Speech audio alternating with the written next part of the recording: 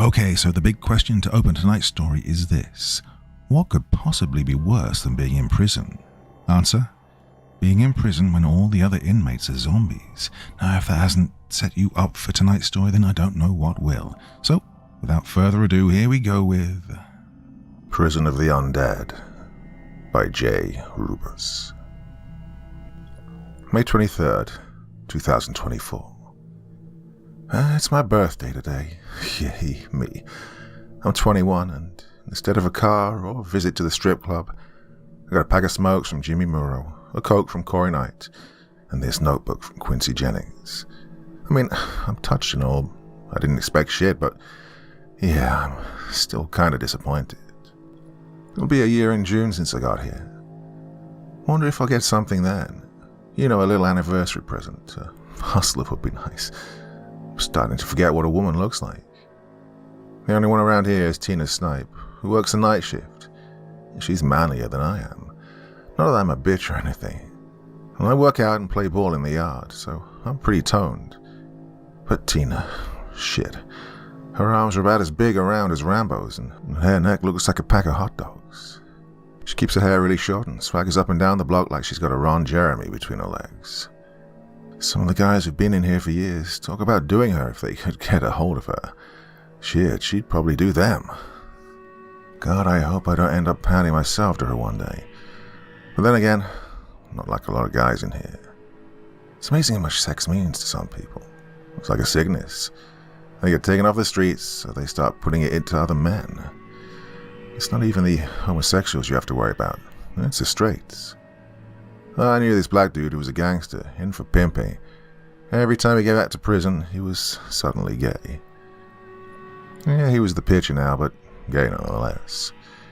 And yeah, this other little black dude, regular gay guy, has his bitch, rubbing his feet, getting his tray, sucking him, and all that kind of shit. But whatever, to each his own. I don't have anything against queers. This one dude named Matt's pretty cool. He has kind of, I don't know, feathered 70s hair and a 5 o'clock shadow. We play chess in the yard sometimes, so he's good too.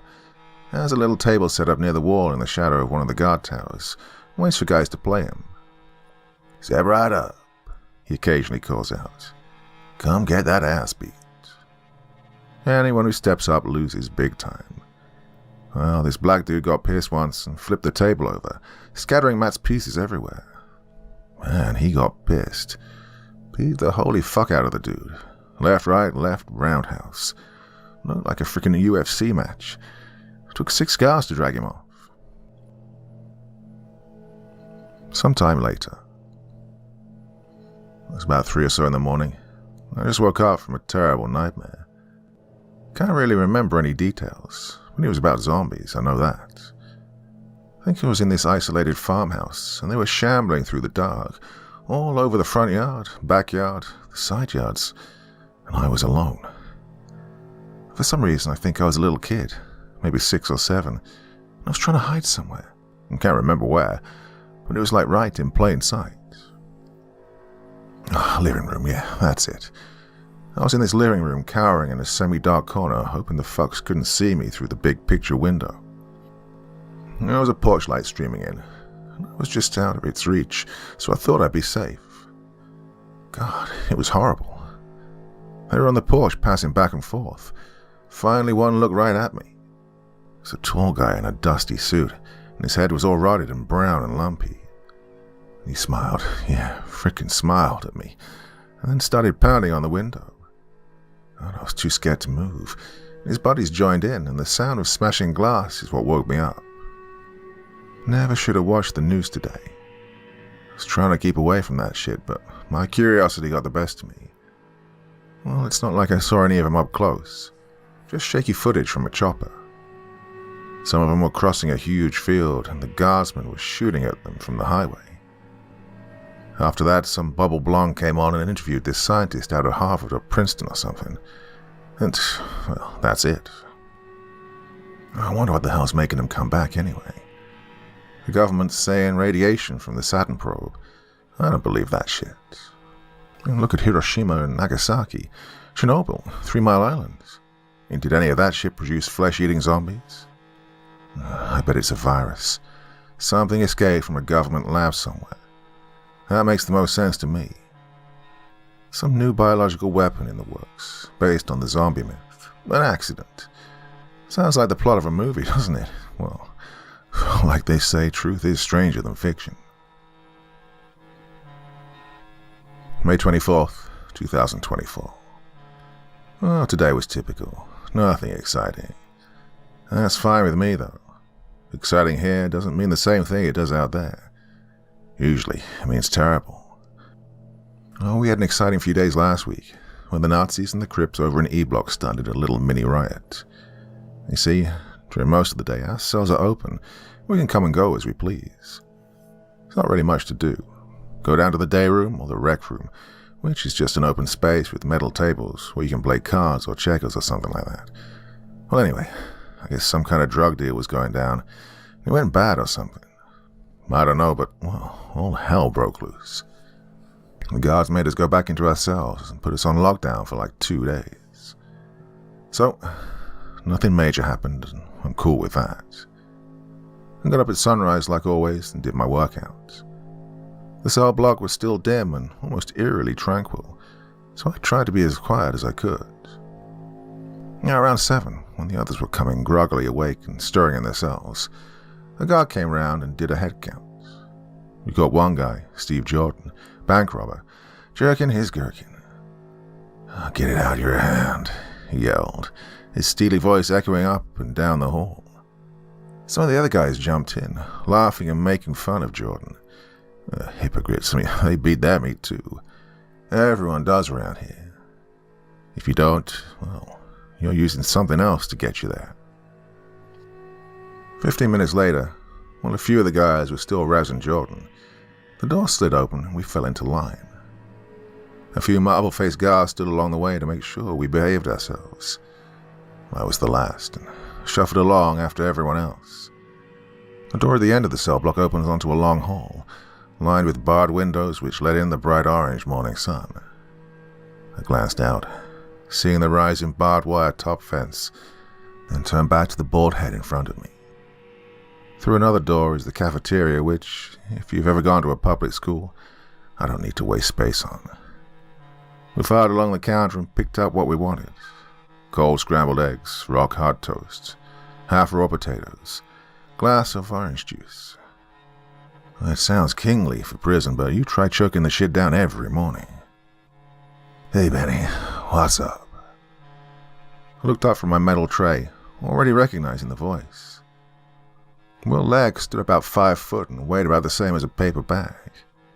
He wore a plastic hairnet and a drab blue apron over his light blue shirt. He was smiling, revealing his rotted teeth. "Not much, Will," I replied. Now, Will's a serial killer. He used to run around Newport News and Hampton Roads shooting people in the back of the head. Well, he escaped the death penalty because the ACLU didn't like how he was taken down and advocated for him to the bitter end, paying for the best legal defense and everything. He laughs about it, saying he played them for all they were worth.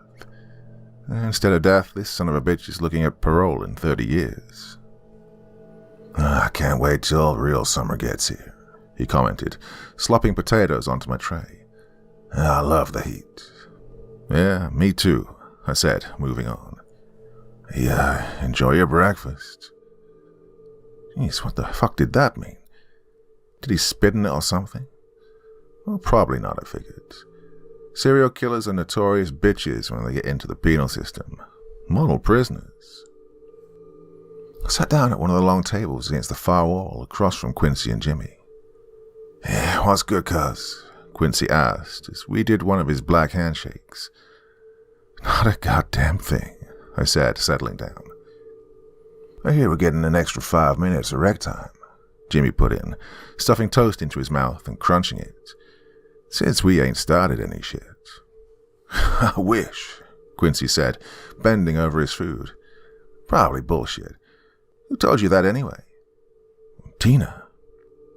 "Oh, man, that bitch is lying." Quincy turned. "She just wants to get your hopes up." "I don't think she'd do some shit like that," Jimmy replied. "She's pretty cool. You just gotta..." Quincy shook his head. Okay, but when your ass is coming in the same time from the yard, you'll see. Yeah, I bet you a pack of ports she ain't lying, Jimmy said. You got yourself a deal. Quincy and Jimmy shook. Quincy then rubbed his hands and looked at me. I taste them already. Keep dreaming, Jimmy said. Breakfast was over in 20 minutes. We all lined back up and were led back to our cells. A lot of guys go back to sleep after breakfast and don't wake up till lunch. Well, I am the type that gets up and stays up, so it worked out a little bit. You looking to beat me, Jew? I was doing push-ups against the wall, facing the little barred window. I turned. Billy Sutherland occupies the cell next to Quincy's, which is right across from mine. He was standing naked to the waist, looking out at me, his hands clutched around the bars. You want to take me down? Shut the hell up, I said, and then turned my back to him. Billy was a neo-Nazi Aryan Brotherhood ankle-biter, full of talk and shit. I'll rip that big nose off your face and shove it up your ass. I got something you can shove, I muttered under my breath, getting back to my workouts. Oh, shank your guts out, you freaking maggot. I ignored him. Then I'll skull fuck you. Ignored him. I'll hit her.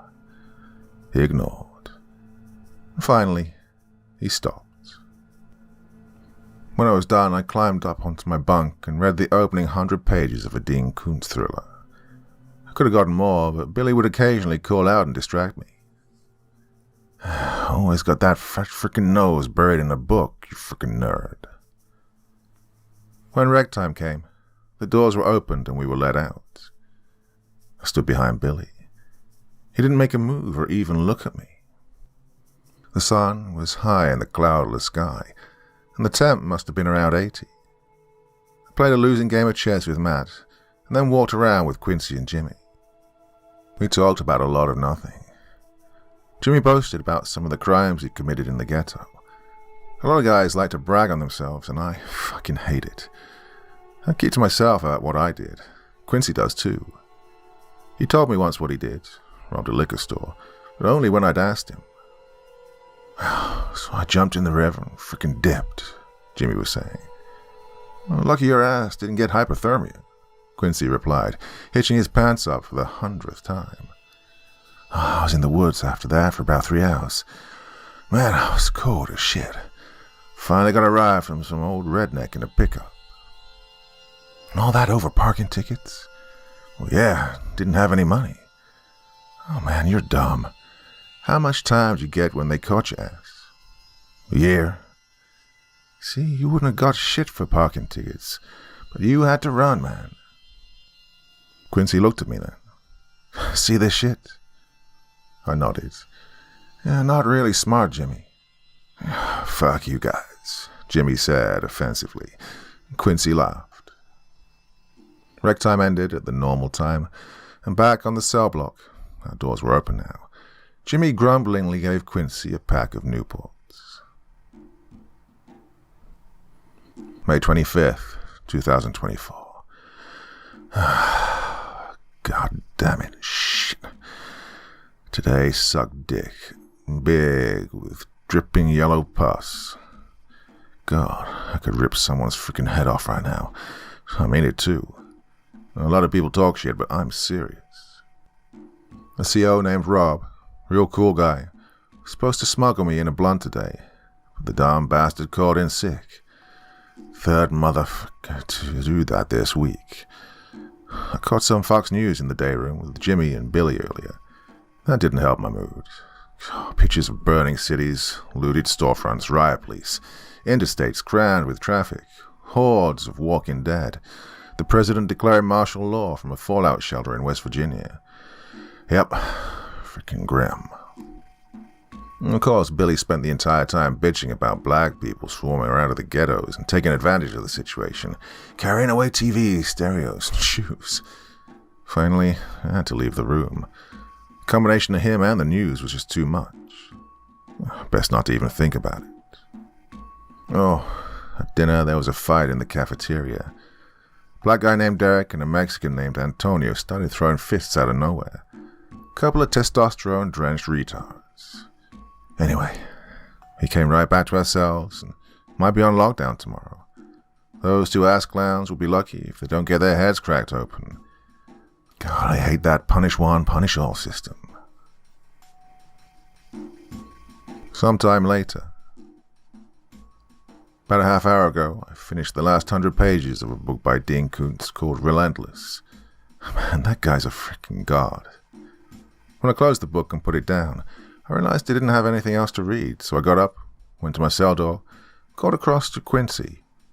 Hey, Quinn. He was sitting on his bunk, back against the wall. Yeah? You still got that ghost book? The ghost book's an anthology of ghost stories from the South. Nah, man, Matt's got it. Oh, shit. Hey, I got some romance stories. I crinkled my face. Fuck, no. He smiled. Yeah, beggars can't be choosers, man. I guess I'll just write in my diary. Before Quincy could respond, Billy Sutherland jumped in. Girls keep diaries. He was standing at the door, his arms thrust through the bars, crossed at the wrists. Oh, journal, I corrected. Yeah, nerds keep journals. God, whatever. May 26th, 2024. Yeah, son of a bitch, we're on lockdown. I have a book, but I'm too goddamn steamed to read. It's a beautiful day out there, and I don't get to experience any of it thanks to those assholes. Don't even feel like writing right now. May 27th, 2024. Oh, we're still on lockdown. It's cold and rainy out, so it's not like I'm missing any yard time, but the boredom is frickin' terrible. Just imagine sitting in an empty room all day with nothing to do. If you're not careful, you'll go crazy. I've seen a few guys lose their minds after being in their cells too long. It ain't pretty. They get red and clenched and start shaking. Then they blow like dynamite and start yelling and screaming and kicking and punching. That's when they call in the prison SWAT to come in and subdue them. Yeah, they get the guy into this chair with straps and belt him in. Then they put a mesh spit guard on his face and wheel him off. There's something about it that just really disturbs me. I mean, how degrading. I thought the Bill of Rights outlawed cruel and unusual punishment. Yeah, well, we're on lockdown, and that's cruel and unusual. If I had a book, it'd be better. I've just been laying here, thinking about life, or trying to. Never got too in-depth because that freaking ass clown Billy has been doing anything and everything to piss everyone off today. Oh man, I could kill his ass. When first at 4 a.m, he started screaming out some racist song about blacks and wild Indians from the plains at the top of his lungs. Oh man, shut the fuck up. Muffled voice cried tiredly as their owners reluctantly stirred. Tina finally came out and told him to pipe down, and he did, for about 5 minutes. Then he started acting like a woman in the throes of orgasm, screaming, moaning, and screeching, "Oh God, yes." By 5, with most of us up thanks to his bitch ass, he starts singing out insults for everyone within earshot. Hey, Benson's a four-eyed homo. Muro's a black-loving wannabe. When lunch was served, he kept flicking bits of corn into my cell. I tried to let it go, but I just blew it. I took my cup of corn and threw it across the hall. It hit his bars and showered Billy's smug little face. Hey, I'll kill your ass if you keep it up, I shouted, and I meant it too. He launched into a tirade of threats and insults, but before he could really get going, a guard came out and made his threat. If we kept acting like assholes, we'd get an extra day of lockdown. You better believe everyone's been as good as gold since. Except Billy. He cries out every now and then, jarring our nerves. June 1st, 2024. This morning after breakfast and before reg time, I was sitting in my cell reading when one of the guards came and told me my lawyer was on the phone. I followed him to the office, a drab, Spartan space with tan wallpaper, rusted metal desks crammed with papers and computers, and sat in an uncomfortable chair near a desk. He picked up the white handset, stabbed a red button, and handed it to me. Hello. A wave of static crashed. Benny, how are you? David Sawyer is in his mid-50s and wears his iron hair in a Shemp Howard fashion, hanging in his eyes, if not tucked behind his ears. He has a vast collection of bow ties, which he wears religiously, and his glasses are like huge Coke bottles. I think he consciously tries to affect the air of a Southern attorney from the 40s. He pulls it off quite well. As well as anyone in 2024 can, that is. Pretty good, I replied. You staying out of trouble?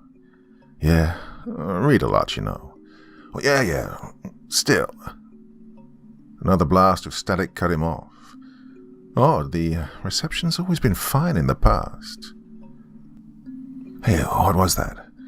You reading that Stephen King stuff? I smiled. At my trial, Dave tried to blame what I did on my love of Stephen King books.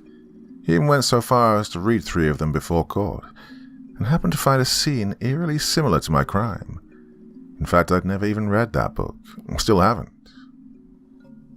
Well, not so much anymore. Well, life's starting to feel like a Stephen King book, he said, and then nervously tittered. Getting weird out there, huh?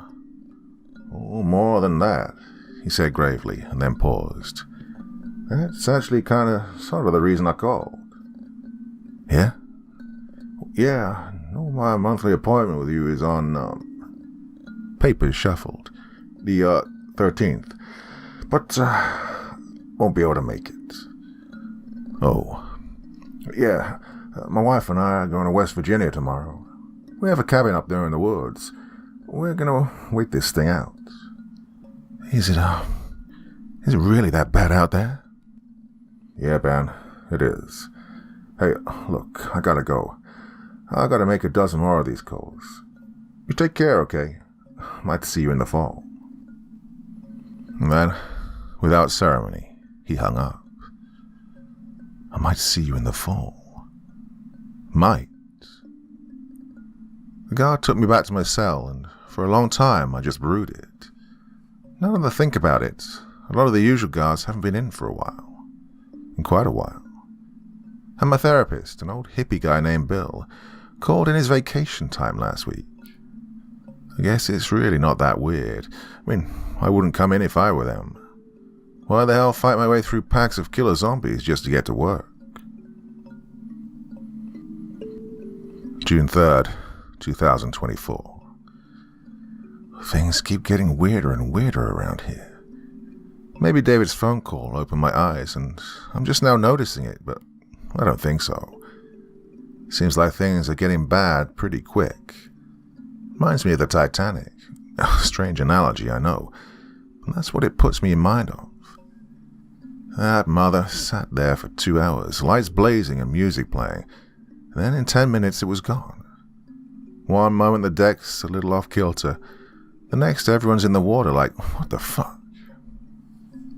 I guess everything has a point at which it breaks wide open, again like the Titanic.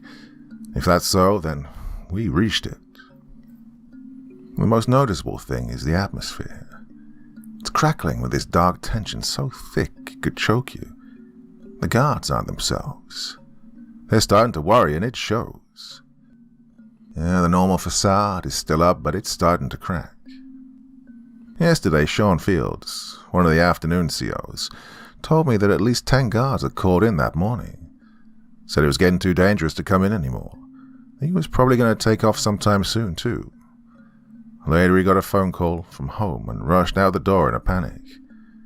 And when the shift supervisor tried to stop him, he quit right on the spot. Yeah, and then there's Charlie, an older black guy who works weekends. I was working out this morning when he came by doing the head count like nothing. Benny, what's up, man? Hey, Charlie, what are you doing here? They called me in last night, he said, leaning against the door. Working short. He couldn't talk much longer. He said he was going to go home, but when we were let out for breakfast, he was still around. Yeah, working a double, he sighed as we were led into the cafeteria. At lunch, I counted only 2 guards in the cafeteria, and there should have been 4. The 2 I saw stood nervously by the payphones and whispered back and forth more than they were watching us. When I mentioned it to Corey Knight, he nodded. Yeah, get this. He then looked left and right and leaned in conspiratorially. They cancelled all infirmary visits. I was supposed to go for a checkup, but... Then Jimmy jumped in. Yeah, cancelled my Bible class too. I heard they're gonna cancel yard time. Man, what the fuck? Quincy perked up. Hey, why? Corey shrugged. Daryl Haynes said there aren't people coming into work anymore. Daryl Haynes is a floater. That is, a guard who doesn't work a particular unit, just where they're needed. Yeah, said admin's been gone since the day before yesterday. No one even knows if they're gonna get paid. Later, around midnight, as I was lying in bed struggling to sleep, I heard Charlie and Tina arguing. The pod door clanged open, and there were footsteps. I can't stay, Charlie said, or rather pled. Well, you have to, Tina replied. I'm alone tonight. I've been working 24 hours straight. I can't. Charlie, listen. No, he retorted firmly. He passed by and went out the other door. Tina returned to the control booth, muttering curses under her breath. Jeez, this shit is starting to get crazy. June 4th, 2024. I was up and out of bed at my regular time, doing push-ups. What's that Chuck Norris fact? When he does push-ups, he's actually pushing the earth down. And getting myself in a state to face the day. When Tina, as big as life and twice as ugly, comes down the hall pushing a cart laden with trays. Quincy sighed from his cell. Hey, watch your mouth, Tina spat, passing a tray through the slot in my door. We on lockdown? Jimmy asked. No, came her surly reply. Well, then... She threw him a glance that warned against further questions and shoved his tray through. She went on, one cartwheel wobbling and squeaking. Hey, what the fuck? Billy looked through his bars after her, his eyes narrowed and almost predatory. This sucks. Quincy shook his head. Hey, if we're not on lockdown, Jimmy started. We are, Quincy said definitively. They just trying that diplomacy shit. Some of the guys down the way kept it up for much longer, shouting back and forth at each other, commiserating, laughing, growling. I ate my breakfast, and when Tina came back around and took the trays, she said, in general, Okay, listen up. Everyone fell silent. No yard today. A babble of disappointment. But you still get rec. Extra even. That softened the blow, but not by much. They let us do an hour before lunch and didn't make us go back until dinner. I ate at one of the tables with Quincy and Jimmy. After lunch, we held an impromptu race, but Tina leaned out of the office door and yelled at us. I caught a little Fox News with Billy. The hosts were joking about woke zombie activists.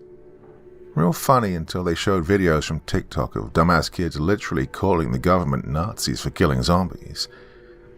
This isn't the apocalypse we wanted, but damned if it's not the one we deserved.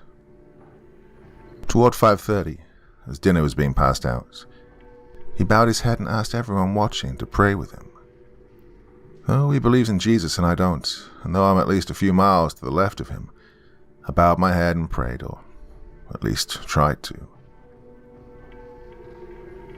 June 5th, 2024. Well, today, we're officially on lockdown. Tina didn't have the balls to tell us until we were eating lunch. Everyone exploded, excluding me, Quincy and Jimmy, and probably Corey Knight. Billy was the loudest mouth there, his shaky voice rising above the din. The whirlwind kept up for hours until everyone was too hoarse to even whisper. I've been reading a Dean Koontz book since it died down, but my focus isn't very good. I can barely remember the last 50 pages. Anyway, at 3, when everyone was still going crazy, Tina left and the weekend shift came in. Or 2 of the weekend shift came in. JT, the manager, and Jason Haggerty. They brought us dinner, but didn't come around again until lights out. "Bedtime, Benny," Jason said through the bars as he passed. "All right," I said, putting aside my book. And then it struck me. "Jason?" "Huh?" "What's going on?" He looked at me for a long time. "Bad shit, Benny." "What kind of bad shit?" "Bad shit." June 6th, 2024. Haggerty came around with breakfast 2 hours late, and hinted around that he had to make it himself. He passed by an hour later in his street clothes, a jersey and a pair of jeans. Well, he ignored the questions thrown at him. A half-hour later after that, Tina, who couldn't be more out of place, hurried by with a piece of paper crumbled in her meaty right hand. She came back with JT and announced that the governor was pardoning all non-violent offenders and convicts with less than 3 years left to serve. Well, with almost everyone gone, the block is about as deserted as a country road at midnight. At dinner, Tina's cart held 6 trays. Me, Billy, Quincy, Jimmy, and 2 others down the block. None could be Corey Wright. I saw him go out the door earlier. It's eerie being here with only 5 other people. Empty. Dead. Even at night there was a feeling of life. Now it's as void as the basement of a deserted house in the woods. The only sounds are the industrial air systems whirring on and off and the occasional cough or stir, which startles me every time. I was reading earlier and almost had a heart attack when the door to the pod clanged open. Tina, dressed in a pair of khaki shorts and a lumberjack cutoff, strode purposely by. I guess she's going home to stay, like Haggerty. June 7th, 2024. Breakfast came about 3 hours late today. The guys were getting rowdy when JT came down the line with the trays. God, he looked like shit. Dark bags hanging under his pink, sleepless eyes. He handed out the cold cereal and hard toast as quick as he could. Some of the others hurled abuse at him. Others asked him desperate questions. But he ignored them all. When he came by my cell, I took the tray with a muttered thanks. As the door to the block closed with an ominous, echoing finality, I looked at the slop in the metal bowl before me and wondered if this is the end. Pushing those thoughts aside, I ate my cereal. When I was done, I lay back on my bunk and gazed at the cracked concrete ceiling, trying my best to focus on anything other than zombies and Armageddon. Dinner didn't come until almost 10. JT was acting strange. June 8th, 2024. Could have added this yesterday, but I was too depressed. JT killed himself after he brought dinner. Or at least I assume he killed himself. No one knows for sure. But about 10 minutes after he went back to the control room, a single gunshot startled all of us from our meals. Quincy's head jerked up, his brow furrowed. What the fuck? Billy hopped off his cot, went to his door, and strained to look up the hall. Quincy sat aside his tray and tried to have a look for himself. I sat where I was, already knowing I wouldn't see anything. He was speechless, I think. Nobody said a word. No one came to investigate the shot. It was loud as hell. Must have come from something like a 357. They had to have heard it elsewhere. Or maybe JT was the last. No, there was another. An hour after he died, I saw someone else. My window overlooks the main entrance, and I was gazing out, thinking and silently praying, when a car came up the little service road and stopped, the red taillights glowing in the rain. Someone got out, opened the gate by hand, and drove off. June 9th, 2024. Crawled out of bed around noon with a throbbing headache and a nauseous stomach. I felt like a guy coming down off a monster drinking session. Didn't fall asleep until dawn and spent most of the morning starting awake from horrible, half-remembered dreams.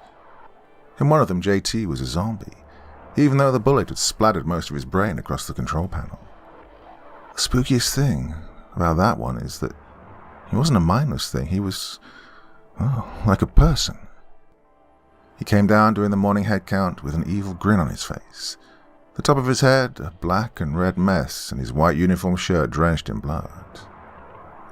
"Good morning, Jew." "Morning, JT," I replied. I closed my eyes so I wouldn't have to look at him, but I could still see him through my lids. In another, I was out of my cell and alone, wandering through dark, echoey halls and desperately looking for someone else. I heard things scratching and clawing and sniggering in the gloom behind me, and that's all. I tried to run, but it was like my feet weighed 1,000 pounds each. I finally found a door and burst out into daylight, and the arms of about a dozen zombies. The sun was hot on my flesh when I woke. Billy was up and quietly doing sit-ups in his cell. Quincy was reading, and Jimmy was jotting something down on a piece of paper. "Morning, Jew," Billy said, and I was instantly reminded of JT. "Fuck you," I muttered, sitting up and rubbing painful grains from my eyes. Most of the afternoon was quiet. I watched the roadway like a hawk, but no one came or went, and the gate was still open. Around 3 or so, I heard voices, guys from another block shouting themselves hoarse for someone to come and let them out. One of them must have worked loose a bit of his cot rigging, for the screams were accompanied by a monotonous clanging. One of them had a set of pipes AC/DC would envy. I could actually make out a few words. "Help me. Open the fucking door." Shut the fuck up," Billy screamed back, but I don't think they heard him. Sometime before 5, a phone in the control booth started ringing. It went on and on and on and on. When night fell, the floodlights along the fence didn't come on. Shawshank is an old place, and they aren't automatic. "Well, we're officially fucked," Billy said. "Someone's around," I sighed without conviction. I mean, they've gotta be. "No, they ain't," Quincy spat. "They left us for dead." "Yeah, you got that right," Billy concurred, beginning to pace like a caged animal. "See, that's what happens in a capitalistic society. Fat folks weren't getting paid, so they said fuck it and took off." "Well, they probably wanted to be with their families," I feebly countered. "Well, the way things are."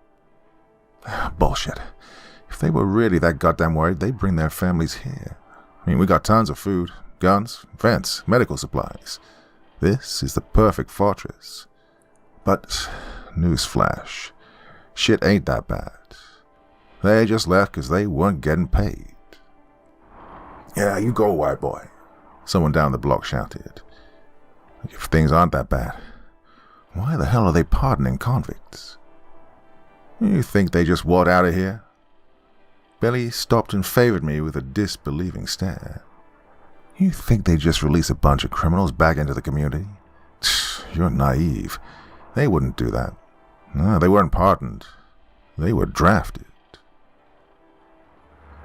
For a long time, he stopped, seeming to brood, and then said, "Well, as for us, we got one hope. Admin sees it ain't the end of the world and comes back, which I doubt will happen." Well, he's right. We're done. Fucked. Dead. My stomach's already growling like hell. It's been over 24 hours since I ate, and that wasn't much. JT wasn't in a Martha Stewart mood. Probably just went to the kitchen and grabbed whatever. Right. More tomorrow. June 10th, 2024. Well, as if my depression couldn't get any worse. I just sat down here and found out that I only have a couple of sheets left in this notebook. God, it's unreal. It wouldn't surprise me if some sadistic ghost or something ripped out a whole bunch and hid them so it could get off on my misery. God, fuck, I gave some paper to Quincy and Jimmy the other day. Even a sheet to Billy, but... Well, I guess I'll just enter every other day, try to be short and sweet. Looking back, some of my entries are long as shit, but whatever. I have a few books, so it's not like I don't have anything else. In fact, I'd rather be reading than doing this. I can escape in a book, but writing, well, it's like probing a nasty wound. June 12th, 2024. I woke up so hungry this morning I thought my appendix burst and I was dying. My stomach hurt worse than anything I can remember. Felt kind of like someone was inside squeezing the shit out of my guts. And that was about sunrise. I've been up ever since, pacing the cell and looking out the window at the beautiful summer landscape. There are a few zombies at the gates clawing and trying to get in. They probably came from I-81, which runs just beyond the forest and down a sloping hill. Something blew up out there yesterday. There was a bright flash over the treetops, then sooty black smoke started pouring into the sky. Maybe it was some kind of pileup. Maybe something happened in Gordonsville, a little town just across 81. Either way, dead people are at the fence. June 14th, 2024. Look what your brother did to the door. For some reason, I woke up with that quote on my mind. Forget what movie it comes from, some old indie horror film from the late 60s or early 70s. You know the kind I'm talking about. With a low budget and the cult followings. I can't even remember what exactly your brother did to the door. It was a funny scene, though. His father was chasing him around the kitchen with a broom handle screaming, and your brother, this big Jason Voorhees type, was squealing in mortal terror. You damn fool. You ruined the door. I wish someone would ruin this frickin' door. Spent most of the morning looking at it, and it just stared mockingly back, challenging me to take it on. Billy's desperately trying to get his open, sawing at one of the bars with his little shank. Well, it's hopeless, but I can't blame him. Man, you ain't getting out, Quincy told him. Fuck you, he replied, running the blade against the bar so fast I expected sparks to start flying out. After a while, he started screaming as his arm cramped, but he kept at it. He finally tired himself out, though, and quit. I've been laying around like a comatose chicken, curled up in a fetal position and dozing, having wet dreams about food. Man, last night it was a hamburger. I'd had lettuce, tomato, onions, mayo, ketchup and mustard, pickles. Every time I think about it, a pang of agony ripples through my stomach. I never once thought I'd ever be this hungry. It feels like I'm just freaking hollow in the middle. Like there's a big cartoonish hole where my gut should be. I wonder if my stomach will start eating itself. Yeah, I heard that somewhere. Probably bullshit. And how the hell can a stomach eat itself? Where are the fucking teeth? Maybe it can somehow absorb itself or something. I don't know. Damn it. God help me, I groaned at one point. God hates Jews, Billy said unenthusiastically. Billy? Why the hell do you hate Jews so much? I asked. Yeah, they rule the world, he replied. No, they don't. Sure as fuck do. They want to taint white flesh and let all that immoral shit out. Gays dancing in the streets, I know it. Idiot. I didn't have the energy to fight with him. I just shut my mouth, and I've been writing this ever since. Well, it's close to dusk now, and the light streaming through the window is a warm, weak scarlet color. Everyone else is asleep, at least up here. I hear an occasional laugh from down the block.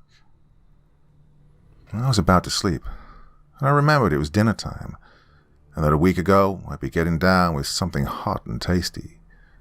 Well, I never thought I'd say this, but I miss prison food. I'd give my left nut for a piece of toast right now. Sometime later. I have no idea what time it is. Past midnight. I was asleep having a nightmare. In it, I was out and rummaging through the kitchen for something to eat when one of the doors burst open and all kinds of zombies started shambling in. Corey Knight was there. So were a few of the others. I was making a nice triple-decker sandwich. Like the kind Shaggy and Scooby are always pounding down. It looked better than anything. What? Ham, roast beef, turkey, tomatoes, lettuce, onions, banana peppers, jalapenos, cheese, and even a little olive on a toothpick sticking up for when I was done. Those frickin' monsters scared me and I dropped it. I frickin' dropped it. I watched in horror as beautiful toppings went all over the place. I fell to my knees and was racked with sobs of grief. I didn't even resist as they fell on me and started to eat me. I could feel the pain, but I didn't care. Sometime later, I was in that warm, fuzzy limbo between sleep and wakefulness, my last lingering thoughts straining to burst into vivid nightmares, when an odd sound dispelled the gathering mist in my head. Suddenly alarmed, I sat up, and in the gloom across the hall, I saw a dark form at Billy's door. He was soaring at that damn bar again, so I breathed a sigh of relief. "Billy, give it up," I croaked dryly. "Get some rest." "I've been sleeping all day," he grunted, and he intensified his attack. "I'm gonna get out. I'm gonna get the switch and get us all out of here." You realize that the door to the control booth is outside the block, right? You won't get the outer door open in a million years. Billy stopped dead in his tracks. I think I saw his shoulders sag. "The pod door?" "Yeah." The pod door is about 3 or 4 inches of thick metal with a huge lock. He was quiet for a long moment. "Fuck," he said heavily. "I didn't think of that." And he was dead silent for about 10 minutes. I lay back down and closed my eyes. "Hey, Benny," Billy asked tentatively. "Yeah? You really think we're fucked?" And for a long time I pondered that. Did I? Do I? With the sun high in the sky and birds singing in the trees, the ancient and omnipresent moon illuminating the night, and the land standing unchanged. Are we, well, gonna die? Oh, Billy must have thought I'd fallen asleep. "Benny?" "Yeah," I replied, thoughtfully. "Yeah, we are." June 16th, 2024. Jimmy borrowed long lost. I could barely even get over to the cell door. God, he looked even worse, thinner, and his head looked too big for his body. His eyes were sunken and his skin was a weird color. Quincy was sitting on his cot looking at his hands, and he looked like shit too. "Here," I said, squatted, and slid it across the floor. The book somehow made it into Jimmy's reach.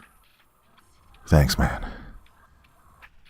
Billy was soaring on that same bar again, grinning now like he's freaking crazy. "Oh, give it up, Billy," I said. He didn't reply, but he knew it was a lost cause. I've been lying on my bunk ever since, my stomach gurgling agonizingly and my forehead burning with some kind of fever. I don't think I have the energy to keep this shit up much longer. I take little cat naps, but they're just not doing it. I try not to. I have nightmares. Not about zombies, but about food.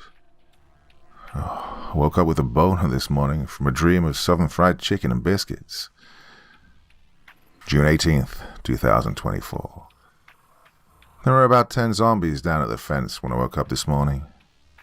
I watched them out the narrow window most of the day, disgusted and fascinated at the same time. Oh, they look so much like normal people from here. I couldn't even see wounds on most of them. Well, except the cop. His guts are hanging out. The gateway is still open. Few of them are inside now, walking in circles.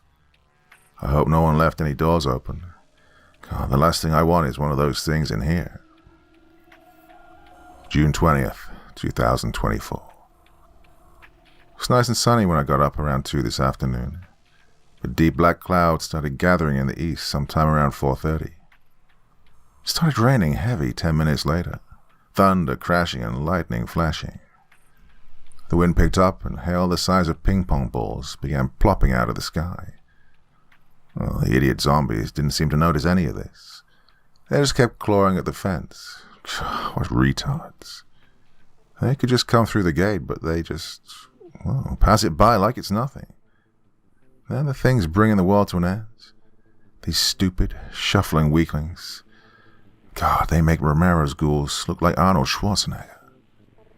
Anyway, I was watching the storm out the window when I saw a goddamn funnel form high in the sky and drop like a Viet Cong gook from a tree. I must have touched down in a neighborhood because within a minute all kinds of shit was swirling in around it like pagan dancers. Pretty sure I even saw a tractor trailer. "Hey guys," I called out over my shoulder. "There's a tornado out here." Quincy rolled off his bed and came to his door. "Where's it at, man? Ain't coming this way, is it?" He sounded scared. I wasn't. I thought it was pretty damn cool. Felt almost alive for the first time in, what, a week or more?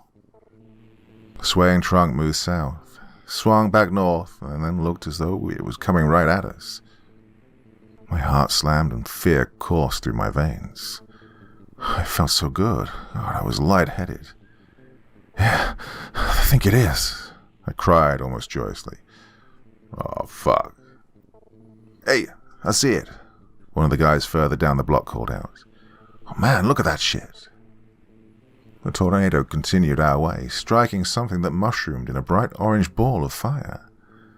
I oohed, and the guy down the block awed. "Hey, is it coming?" Jimmy yelled frantically from behind me. "Yeah." "Oh shit, man, we're fucked." "Well, I hope it hits," I said, suddenly realizing what would happen. If it hits, it might smash the building open and we can get out of here. I was almost literally bursting with excitement, but that turned to horror when I saw our salvation shift again and glide away. No, God damn it.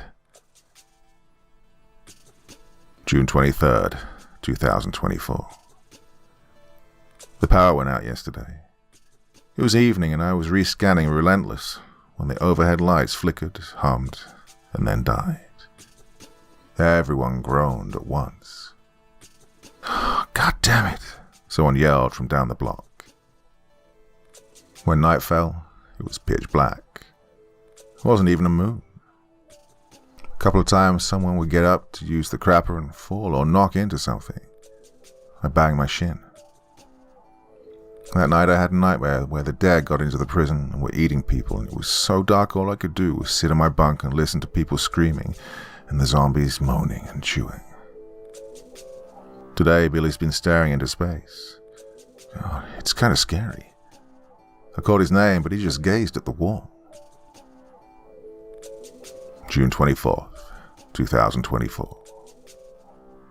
The last page. I gave away some more paper to Quincy. Don't know what he's doing with it, but whatever. Well, I don't need it anymore. There's no hope. They aren't coming back. We're all fucked, just like Billy said. Billy. He killed himself last night. Gashed his wrists open with a bit of metal bunk rigging. Now he's standing at his door, drooling and reaching through the bars at me, his eyes grey and empty. God, it's about 110 degrees in here, and he's already starting to reek. How long until it's me, dead on the ground, stinking?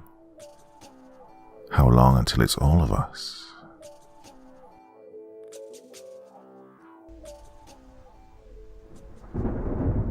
In the first part of this story, our protagonist found himself trapped in a cell in prison while the world collapsed around him.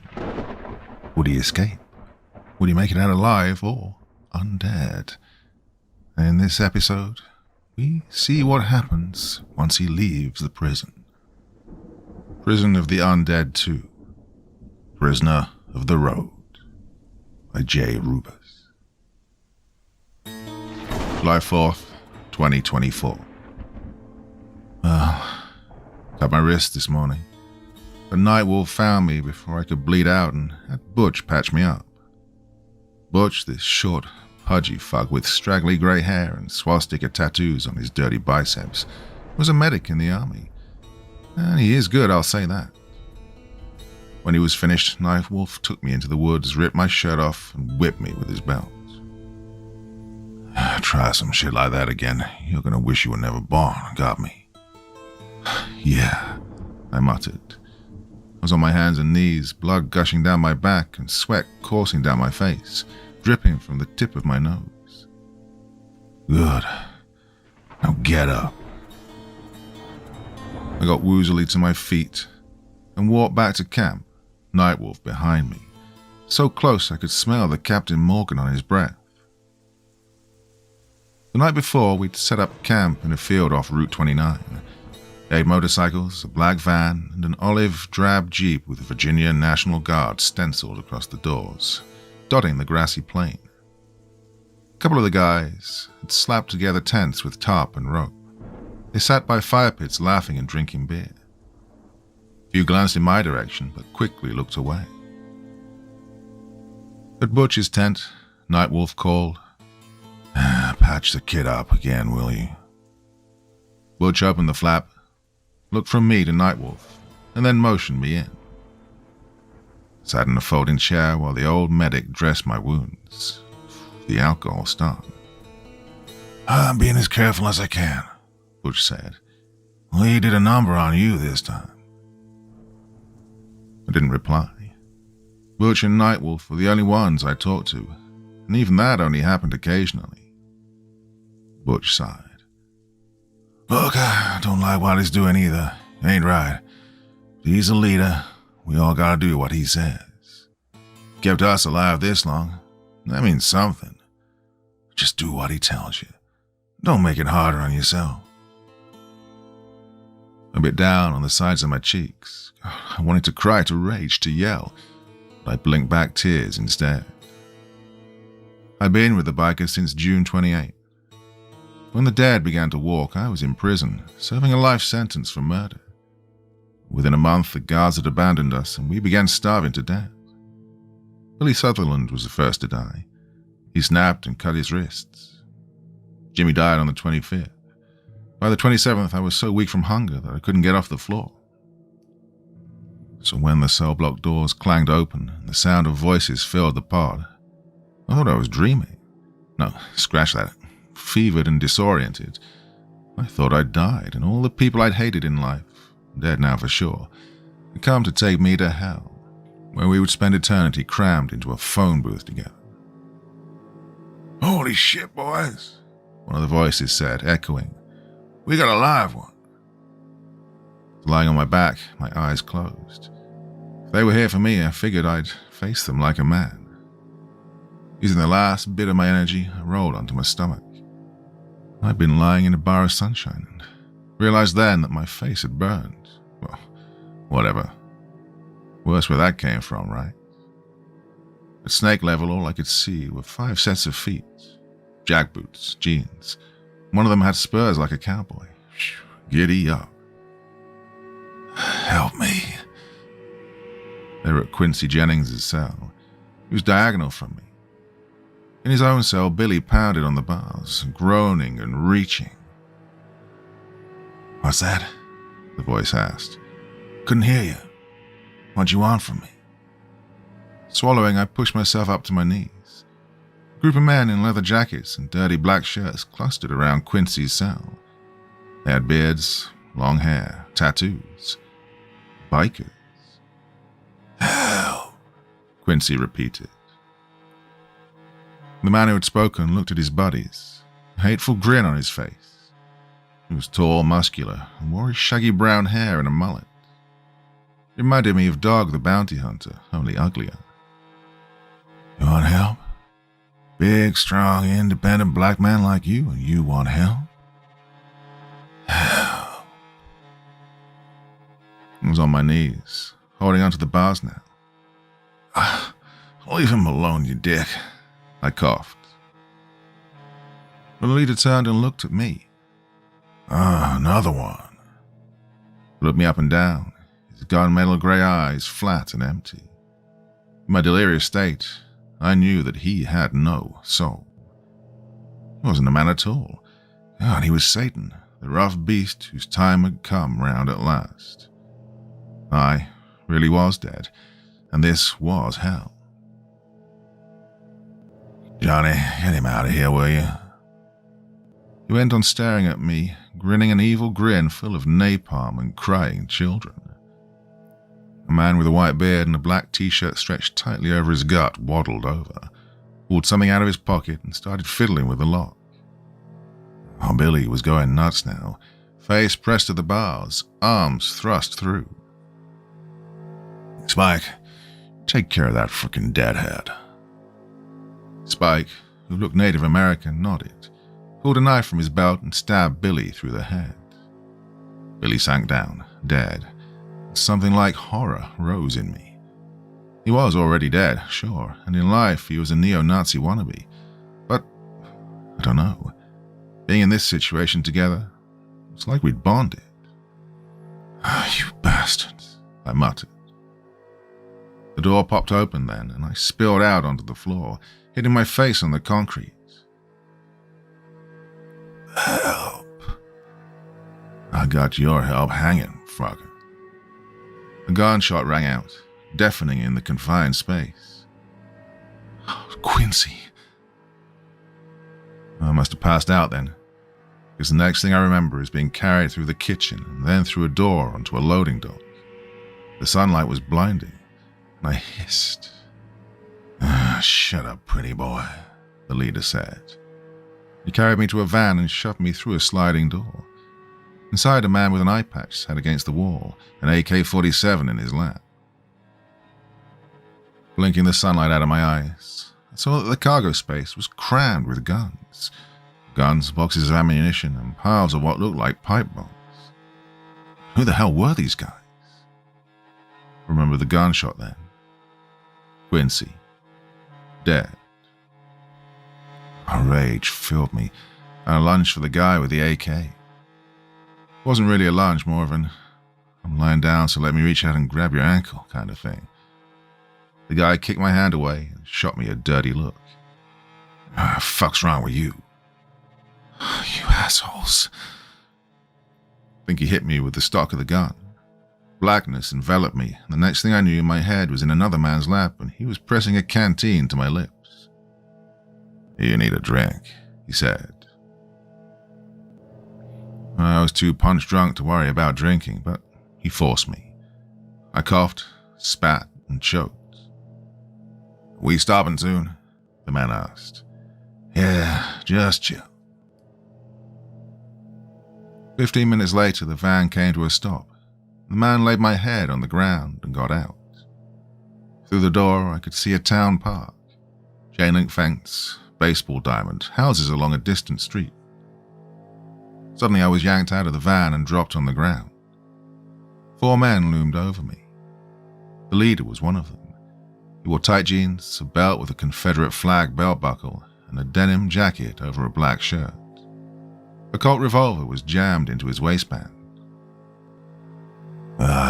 You think we're assholes, the leader said. I glared up at him. You killed Quincy. Sounds like you offed his boyfriend, Nightwolf, the man said. Nightwolf rolled his eyes. He was as good as dead anyway. Did him a favor. Luckily, you were well off, so here you are. Hey, you hungry? Fuck you. He kicked me in the chest then. The toe of his boot was pointed, steely, and it hurt like a bitch. Jeez, you're gonna kill him, the man who'd made me drink said. He's fine, Butch, Nightwolf said contemptuously. Scrape him up and give him something to eat. Then the bastard strode off, and Butch helped me to a park bench and forced a bag of Lays into my hands. I ate 4 of them, almost puked. They were salty and greasy. "Are you okay?" "I can't eat any more," I said.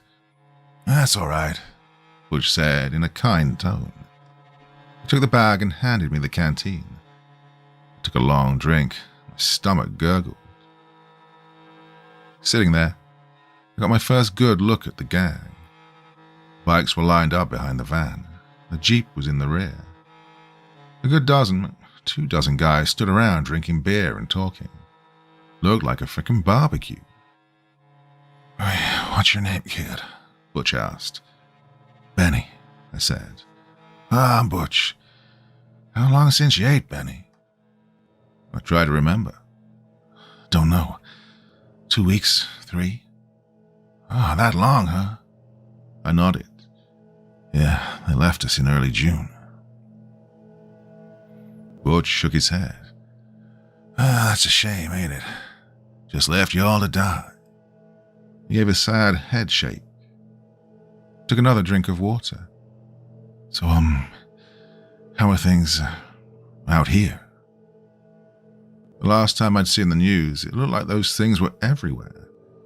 A few of them had made it to the front gate of the prison at some point around June the 15th. Butch shook his head again. "Dead," he said. "No cops, no government, nothing. It's all gone." It took me a long time to process what he was saying. Gone. Everything, just like that. Nightwolf came over then. "You good?" he asked me. My chest still ached from his stupid boots, but I nodded. "Great. I want to get back on the road soon. If we don't come across any more smash-ups, we can be back in West Virginia by dusk." Well, that didn't happen. 10 miles from the park, we did come to a smash-up. A dozen cars blocked the road, many of them smashed, burned out, or flipped over. I craned my neck to see past the bucket seats. "Damn it," Nightwolf said. He was behind the wheel. "Right, detour time." Dusk found us in Rockingham County. Green rolling mountains defined the horizon on all sides of us. We made camp on a farm off the highway. The place belonged to the Mennonites before. They found a buggy with reflective taillights in the barn. A couple of the guys built a bonfire, and everyone got drunk and danced around it like they were frickin' pagans. Nightwolf had posted guards, so we were protected from the dead at least. All through this, Nightwolf sat stoically on a log, keeping me close at hand. He drank one beer after another. When he was done with a can, he chucked it into the fire and cracked open another. At one point, one of the guys slipped a Leonard Skinner tape into the van's tape deck. Nightwolf made Butch go and take it out. "Hey, we don't need them fucks hearing us," he said boozily. When the party had wound down, Nightwolf took me over to the van. "You're staying in here with me," he said. I don't want to talk about what he did to me, but I didn't like it. I didn't like it at all. Part 2. We mustered out and made 30 miles before dusk. The going was slow because a lot of the roads in Mineral County had been washed out at some point after the rising had started. Butch said they'd encountered a line of bad storms in Maryland, so maybe the same ones came through here too. I spent the majority of the trip gazing out of the window and thinking of running away. Well, I wouldn't make it, of course. Since I'd been with them, I'd seen 3 guys try to bug out, wind up being lynched. Don't think I care if they kill me or not, though. Oh, death would be better than this. But they wouldn't kill me, and that was the problem. Nightwolf would do something worse. The morning after he'd had his way with me, Nightwolf took me aside and told me how it was. "Nothing in life is free, Benny boy. Here you got food, protection, medicine. You gotta pay. You ain't a doctor like Butch, are you? No. You weren't in the military like Andy and One Eye, were you? Again, I shook my head. Nightwolf leaned in until his nose was touching mine. His breath was hot, rank, and smelled like beer. You don't got the balls like I do you? My face flushed with impotent rage, and I turned away. He grabbed my chin and forced me to look at him. Do you? He asked again. No, I admitted, and the words were sour in my mouth. Then, the way you're gonna pay, you're my bitch. He leaned forward and spat out those last 3 words. Got some wash for you, he said, and got up. An hour later, I was kneeling by a creek and rubbing Nightwolf's crusty underwear on a stone while the Native American guy, Chief Ass-Kick they called him, watched over me. When that was done, Nightwolf made me polish his boots. He sat there while I tried to scuff out a dozen years' worth of scratches, drinking beer and pointing out all the spots I'd missed. Whenever one of the other guys passed by, they'd comment on what a good little bitch I was. Looks like you found yourself a keeper. And that's marriage material right there. Well, it was freaking humiliating. After an hour and a half, he let me go and get his undies, which I'd hung up to dry. When I brought them to him, he got mad because I hadn't got all the skid marks out. What the fuck is this? It's the best I could do. Your best ain't good enough. Well, I got mad then. Do I look like frickin' Maytag? Try wiping your ass next time. With that, he punched me. A quick hard jab to the jaw. I went down and he stood over me. Oh, you got a smart mouth, boy. I just glared up at him. I'll break you, though. Oh, yes, I will. Well, it's late now. I'm tired. Nightwolf is snoring. If I had a knife, I'd cut his throat right now. I'd try bashing his head in, but if I don't kill him, he'll really make it hurt next time. July 5th, 2024. The day started bright and hot. We spent the night on a hillside overlooking a small town in a valley. There was plenty of shade, but that didn't matter. Might as well have been in the Mojave. I cooked Nightwolf's breakfast while gazing down into the little village. It looked like the kind of place Norman Rockwell used to paint. Narrow streets lined with shops and wavering trees. A red brick schoolhouse. A white church steeple rising in the summer haze. While I was wool gathering, the bacon burned and I cussed. Sure enough, Nightwolf was pissed. He likes his bacon limp. One swift punch to the guts later, I got it right and he left me alone. I ate the burned bacon myself.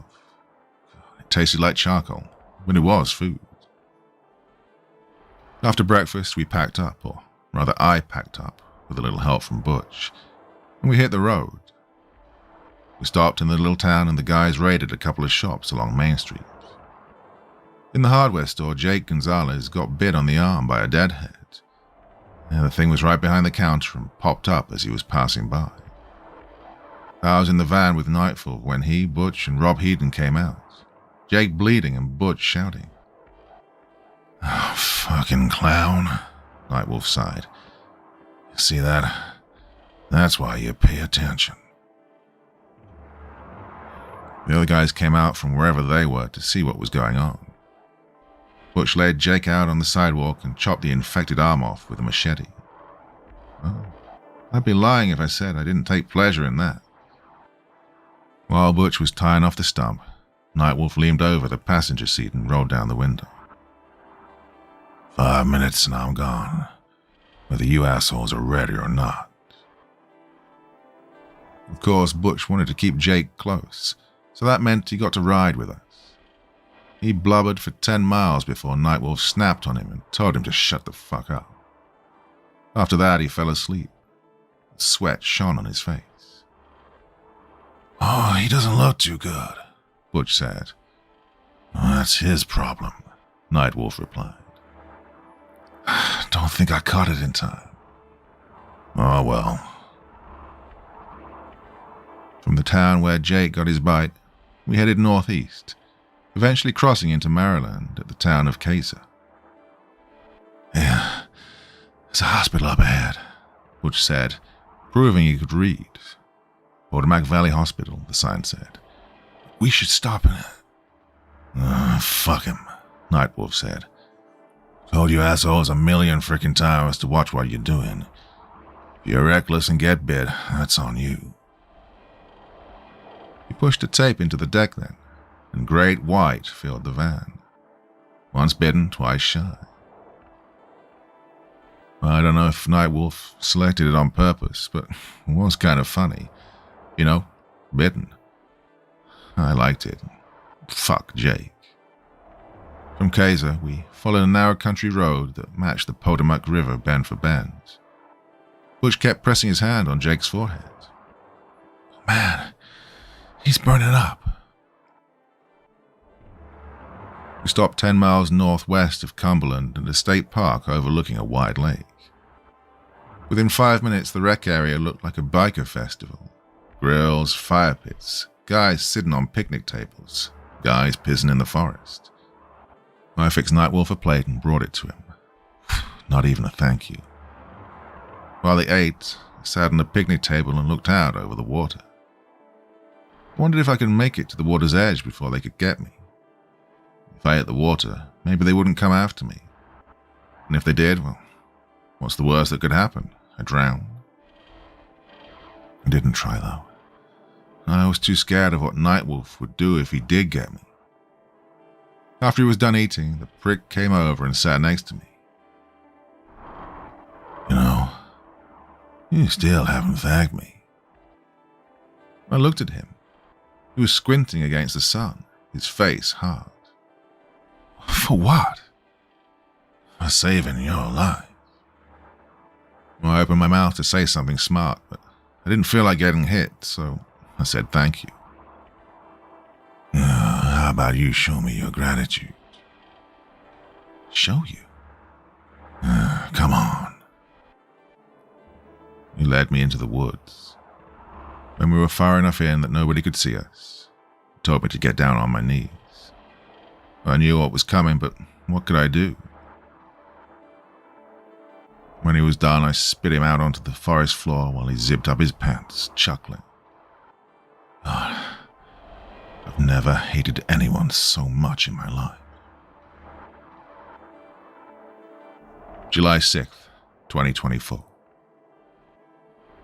Jake died late last night. We were camped near the interstate, where we'd been since yesterday afternoon when another nasty storm had blown in.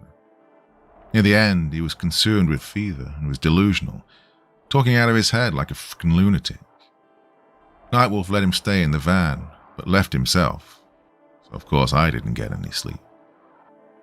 Just before dawn, he rattled out his last breath and went still. Butch stabbed him in the head and pulled the blanket over his face. "Hey, does it always work that quick?" I asked. "The infection?" "Most times," the old medic said. "Saw a guy last 3 days before. Saw another last 3 hours. Depends on the person, I guess." Later, after sunrise, I helped Butch carry Jake into the woods and bury him. By the time we got back to the camp, dirty and covered in sweat, it was close to 8, and Nightwolf was mad I didn't have his breakfast ready, so he slapped me across the face. "That's how you hit a bitch," he said. "Lay off the kid, will you?" Butch said. "He was helping me." "Stay out of it, no dick," Nightwolf spat. "My bitch, not yours. I ought to fucking hit you for having him out late." Butch didn't have anything to say to that. After breakfast, we hit the road and crossed into Pennsylvania a half hour later. "Hey, where are we going?" I asked. "None of your fucking business," Nightwolf replied. Butch just shrugged. "Nowhere, I guess. Just driving. Why not?" Butch was right, there's nothing left. No cities, no government, no shopping malls. It's like the Road Warrior, but with more leather. God, the thought scares me. I mean, it can't all be gone, right? There's got to be something left. I saw a documentary once about how the government had all these underground bunkers during the Cold War, in big complexes for Congress and their families. The threat of total nuclear annihilation collapsed with the Soviet Union. Yeah, I doubt they didn't have a couple of those bunkers still up and running, though. Then again, with all the politicians trapped underground, what good did that do? Everything might as well be gone. Yeah, was it in other countries? I asked. Knowing what I meant, Butch nodded. Last I heard, it was in France and Britain. Well, they could have cut Britain off, but not France.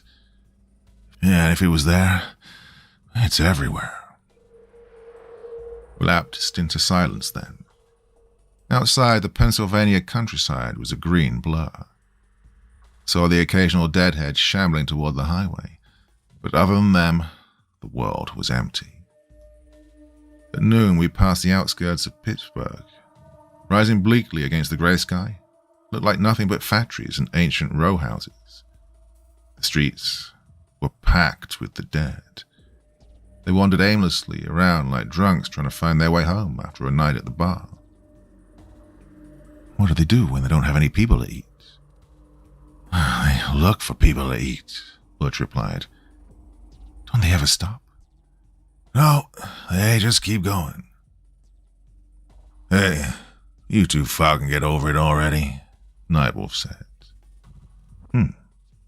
Is that jealousy I detect? Part 3. North of Pittsburgh, we got on the interstate and made 15 miles before coming to a snarl of stalled traffic. Densely forested hills flanked the highway. A few deadheads moved through the jam. Nightwolf stuck his head out of the window. Go back. I don't know how it happened, but suddenly we were surrounded. Deadheads were everywhere. I watched through the back windows as 3 guys were instantly overwhelmed. The deadheads pulled them off their bikes and started eating them. Chief Kiss-Ass hopped off his hog and reached for the shotgun he kept in the saddlebag, but a zombie came up behind him and ripped his throat out. Holy shit, Butch screamed. They were pounding on the side of the van, 1,000 dead hands thumping at ghastly tempo. Oh, fuck, Nightwolf spat. He threw the van into reverse. The back tires rolled up onto one of the overturned bikes, and we stalled. Fuck. A few of the guys farther back were fighting them. The one munching on the chief's neck took a machete to the head and went limp. Another caught a shotgun blast to the face and danced off the blacktop. The asshole with the eye patch, the one who kicked me, raised his AR-15 to his shoulder and cut down 3 zombies before taking friendly fire to the back and going down. Nightwolf was frantically gunning the gas now. He slammed the wheel and let out another fuck. The dead were hitting the hood, hissing and mewling. Nightwolf turned, his face dark. You two, lead him away. What? Butch asked. Get out and lead him away. Oh, fuck that. Nightwolf pulled out his revolver and pointed it square at Butch's face. The old medic went white in the face. Lead him away, or you're dead. Butch looked at me and then to Nightwolf. All right, he said. He grabbed a rifle and handed it to me. He doesn't get a gun, Nightwolf said. I have to, I started. You don't get a frickin' gun. Hand him a bat. Nodding, Butch reached into a box and brought out a heavy wooden baseball bat. Grabbing an AK for himself, Butch scooted over to the sliding door. Nightwolf was leaning over the seat, pointing his pistol. He nodded.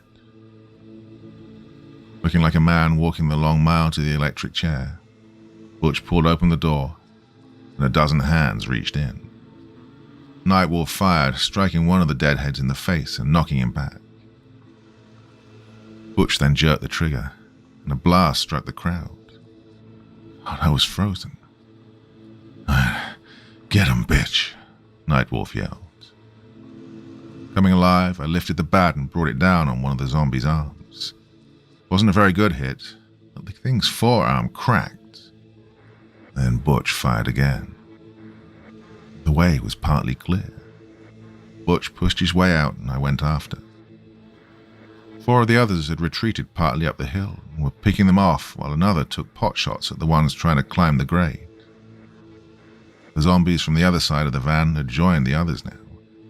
There were 15 or 20, and they were so close now I could take 2 steps and kiss one. Butch opened up, and 3 of them went down. I swung the bat and it connected with one's head. The skull caved in and it dropped, rank cemetery fluid leaking from its shattered dome. Nightwolf was out of the van now, coming around the front and firing. I swung the bat again.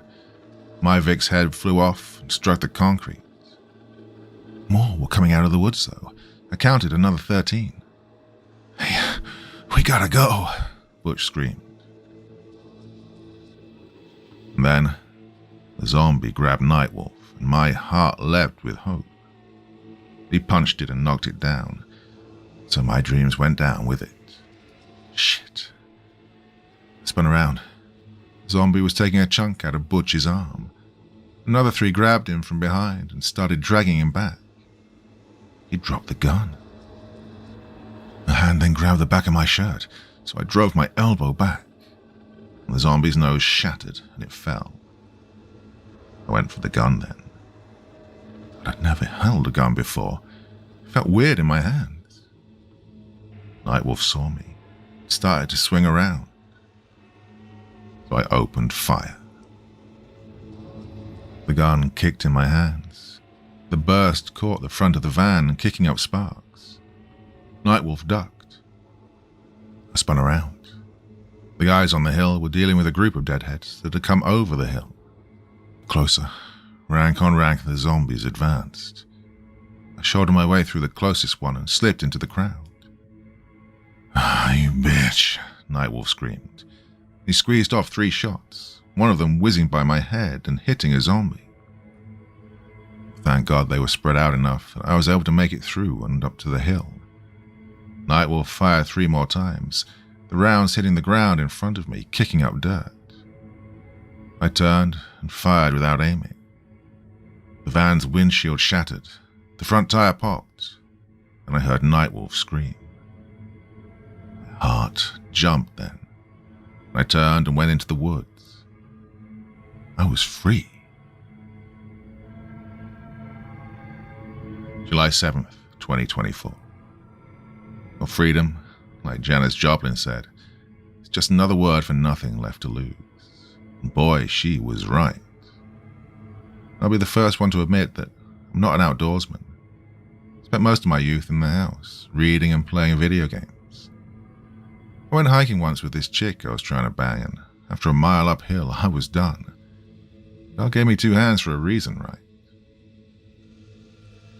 I was away from Nightwolf for an hour before the adrenaline wore off and I realized I was in the middle of a forest, in a state I wasn't familiar with the deadheads potentially everywhere. I stopped, looked around, tried to formulate a strategy while I caught my breath.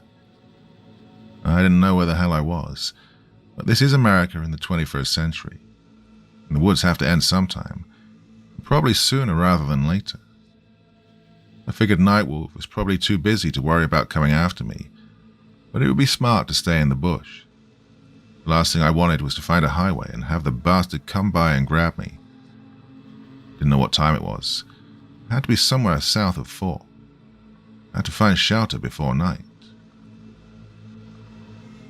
As calm as could be expected, I started hiking through the undergrowth. There was a lot of boulders and fallen logs hiding in the brush. Did so much climbing I felt like a Mexican playing leapfrog with the border. Half hour after setting out, I came to a stream and took 5. I was so thirsty I drank the water without hesitation. Bear and deer shit never tasted so good. My body ached from the feet to my arms. I leaned back against a tree trunk and almost fell asleep. The only thing that kept me going over the edge was a long, low moan. I opened my eyes, my heart jumping into my throat. The zombie stumbled from a stand of bushes on the other side of the creek. It had been a man in life. He was tall, thin and bald, still wearing the rotted remains of a plaid shirt and jeans. His face looked like it had been chewed by buckshot. A bloody hole. Yeah, his face was just a bloody hole. When he saw me, he got excited and started coming at me, splashing into the water. I got to my feet and ducked around him, never taking my eyes off him. And after that, well, I just walked. I didn't see anything, didn't hear anything, well, aside from the occasional bush rustling. I jumped every time, but it was animals or something like that every time, so yeah. Still had the AK, by the way. The clip was empty, and I almost threw it away, but I held on to it because I had to find bullets eventually, you know. Before long, it started getting dark. Crickets started chirping and bullfrogs croaked. I was getting panicked, thinking I'd have to stay outside all night, but thank God I came to a clearing and saw a farmhouse off in the distance, rising up from a stand of trees. Closer, a dirt road curved to the left. A truck sat just off of it, and for a minute I thought I had a ride. But when I got closer, I saw it wasn't a truck at all, just the burnt-out husk of a truck. Damn. I didn't see any zombies as I approached the house, but I did see a lot of dead bodies. Well, okay, not really dead bodies per se, but heaps of charred, burned, fucked up things that I thought were once dead bodies. The house was a 3-story clapboard affair with a green tin roof and a deep front porch. The door stood open, and in the gathering gloom I couldn't see past the threshold. Man, I did not want to go in there. But I didn't want to stay outside even more, so I forced myself in, leaving the door open behind me in case I needed to make a quick exit. Don't know what happened in that house, but it was a wreck. Furniture and pieces of wood were scattered across the floor. Pictures had been knocked off the walls and vases off tables. I tripped over something and almost kicked it. But then I saw what it was and my heart leapt. A rifle. Full of hope, I picked it up and tried to figure out how to check it for bullets. It's one of these dealies cowboys used to use. They had the cocky thing around the trigger. Slip your fingers through it when you're using it, and you pull down to chamber another round. I did that and a bullet popped out, so I figured it was loaded. I grabbed it off the floor and went off to check the rest of the house. Aside from a TV and a radio, it was pretty much empty. On the second floor, though, I found a pull string hanging from the hall ceiling. The attic. Sweet. I'd be safe up there. I found a few candles in a bedroom, so right now I'm writing by flickering firelights. There are no windows up here, so no one, or no thing, can see me. Oh, boys and girls, I think I'm home. July 9th, 2024. Yesterday I followed the dirt road to a 2-lane highway. I walked 2, maybe 3 miles in either direction, but didn't see anything other than a few walking dead. When I got back, I combed through the house from top to bottom. Found a few flashlights, some canned food, pillows and blankets, and a few jugs of water. Carried my spoils up into the attic, but didn't stay there. It was hot as fuck and I didn't feel like roasting, so I went back out and walked the property. Not much to get excited about, save for a gas pump out back. Tried to get it working, but it wouldn't, so fuck it. Back inside, I went into the basement and rooted around until I found a tabletop radio, sitting on a dusty workbench, hidden by boxes of screws and lug nuts. It felt kind of heavy, so I popped open the back, and sure enough, it did have batteries in it. I flipped it over and hit the on switch, and the soft hiss of static filled the void. Sitting on the edge of that stupid workbench, I turned the dial left and right, but got nothing, just white noise. At dusk, I went through the house and made sure it was locked up tight. A lot of the first floor windows had been smashed out. I took care of some of those by pushing furniture in front of them. Because it was still so hot in the attic, I opened one of the second-story windows and crouched down beside it. The night air was cool and fresh. So for a long time, I just watched the night. The sky was wide and clear, and the moon shone big and bright. Well, it's funny, I thought, how life works. 2 months ago, I was looking at spending my entire life in prison. Now that shithole's a distant memory, and I'm free. Well, as free as you can get out here. I'm not gonna lie, though. Kind of miss prison. There you were safe, relatively. Had food and peace of mind, you know. Well, I have food, yeah, but since all this started, I haven't had safety or peace of mind. Well, at least I'm free, right? Nothing left to lose. Part 4. July 13th, 2024. I walked 5 miles west along the highway and came to a small town. It was really more of a, don't know what the word is, spot in the road, I guess. 5 buildings on either side of the pavement. A church, a post office/general store. 3 houses.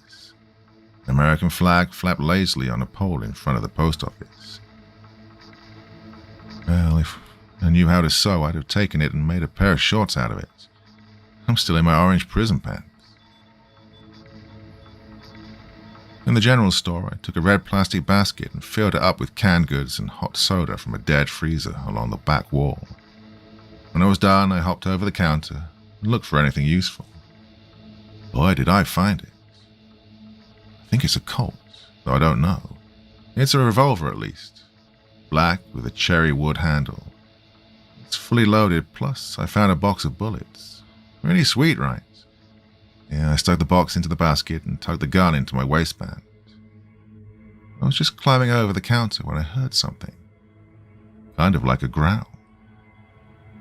When I realized what it was, though, my heart froze. 2 seconds later, through the plate glass window, I saw it. 3 motorcycles coming to a rolling stop. 2 of them boasted 2 guys apiece. The third was driven by a lone wolf. A night wolf. Oh, fuck. I grabbed my basket and ducked behind the counter. 2 minutes later, the bell over the door rang and the assholes came in. Grab anything we can use, Nightwolf said. His cronies went about pillaging the place. They weren't nice about it either. I heard shit crashing and thumping. It sounded like they were tearing it apart. Fucking dicks. Hey, find any alcohol? Nightwolf asked. Nah, someone said. I got some peroxide. God, my freaking arm's killing me. Oh, did I hit you with my AK blast? Good, you prick. Now, check behind the counter. My heart jumped. Not good. Whoever Nightwolf had spoken to started my way. His footsteps were loud on the plank floor. Silently cursing, I pulled out the revolver and turned. Before he appeared, however, a loud crash rang out, and one of the other guys screamed. Ah, shit, Nightwolf hissed. Counter guy said something and clunked off in the other direction. The other guy was still screaming. Hey, you got Dave, someone said. Oh, fuck him, Nightwolf replied. Oh, let's go. I held my breath as they departed. A few moments later, their bikes roared into life. But I waited a long time to come out. When I did, I saw what had become of Dave. He was lying in the middle of the floor, his throat ripped open, blood everywhere. Next to him, curled up like a dead spider, was the deadhead. The blood was still pumping from Dave's neck. His face was white and drawn. He opened his eyes and looked at me. I recognized him. Well, he never really messed with me, but I remember him making comments about me being a bitch and shit. Hey, Dick. Remember me? He blinked, tried to speak, but it came out a gurgle. Did they leave you behind, Dave, huh? Sat my basket down and knelt beside him. That's fucked up. Maybe it was fate. Maybe a coincidence. Something caught my eye. Sunlight glinting on steel. Tools hung from the side wall. Hammers, shovels, glowing as if touched by God. A handheld garden trowel. And I smiled. Geez, the least they could have done was put you out of your misery, I said, getting up. I went over to the trowel and picked it up. Lucky I was here. I knelt beside him again, making sure he saw it. His eyes went wide. Yeah, I'm a good bitch after all. I raised it up, brought it down onto his groin with all my might. It sank into him and he jerked, almost sat up, shaking and gurgling. Blood flew from his mouth. I yanked it out and stabbed him in the stomach next. I ripped it out again, roughly, and a long piece of intestine came with it. He was limp now, dead or near it. Grabbed hold of his guts and pulled. I ripped it off in my hands, slimy and warm. Something had come over me. Rage, fury, whatever you want to call it. By the time I was done, panting and out of breath, I'd stabbed the bastard 30 or 40 times. The trowel jutted from his ruined throat. I got to my feet and kicked him for good measure, and his head separated from his body. Who's the bitch now, huh? Almost as if hearing me, his eyes flew open. The deadhead, literally. I kicked his dome into a corner and left. Fuck him. July 14th, 2024. I found a car. Since I'd gone in one direction yesterday, I decided today to go in the other. 3 miles brought me to the outskirts of a place called Evansville. Medium-sized place. Lots of zombies. Anyway, one of the first buildings in town was a grocery store. Looked looted. There were 3 cars in the parking lot. I checked them all. One didn't have keys, the other had a flat tire. But the third worked great. And it's a cop car. When I first saw it, I got excited. Cops have all sorts of shit in their cars. Found a shotgun, extra rounds, some riot gear, a rifle, and some other stuff I can't think of off the top of my head. I was going to load it all into one of the other cars, but they didn't work, like I said. So I tried the cruiser and it started like a dream. Drove it back to the house and parked it against the front stairs. So if I have to, I can get in fast. Oh, and I picked up some maps from a little gas station. About 25 miles north of Pittsburgh. I really like being so close, so maybe I'll go further north. Top of Pennsylvania looks pretty rural. July 16th, 2024. There were 5 zombies in the front yard when I woke up today. I picked them off from a second-story window. I don't mean to brag, but I think I'm getting to be a pretty good shot. After I dragged them into the woods, I took Connie the cop car. Yeah, I named her. She's my bitch. I took her for a little spin. She only had a half tank of gas, so I stopped back at the grocery store from the other day and lifted a gas can and a garden hose. Long story short, I siphoned gas from those asshole cars that didn't work. Flats and no keys. Yeah, fuck that. July 19th, 2024. I packed Connie and left this morning. I was sad, you know. I kind of started to think of that farmhouse as my own. Too many damn zombies, though. And the last couple days I was killing them left and right. I was afraid if I stayed I'd eventually get trapped. I think they're starting to filter out of the cities now. For the first hour or so, I followed Highway 10 north. A couple of times I had to drive around stalled traffic. Next, I took US 15 east, then angled down onto Route 5. I'm in a little town in Maryland right now. I don't know the name of it, but it's on a big lake. A couple of miles down is a big amusement park. Well, Not really an amusement park with rides, but I did see a go-kart track and a bunch of signs for an indoor arcade. I don't really know where I want to go. I was thinking of going back to the prison. I mean, like Billy Sutherland said long, long ago, it has food, walls, medicine, and guns. Richmond's only an hour and a half away, though. And if I'm right about the deadheads spreading out from the cities, they'll eventually surround the place. With just me in there, I should have enough to hold out for a while, but not forever. I'm eventually going to need to go shopping. Don't have many other options, though. Yep, rock and a hard place.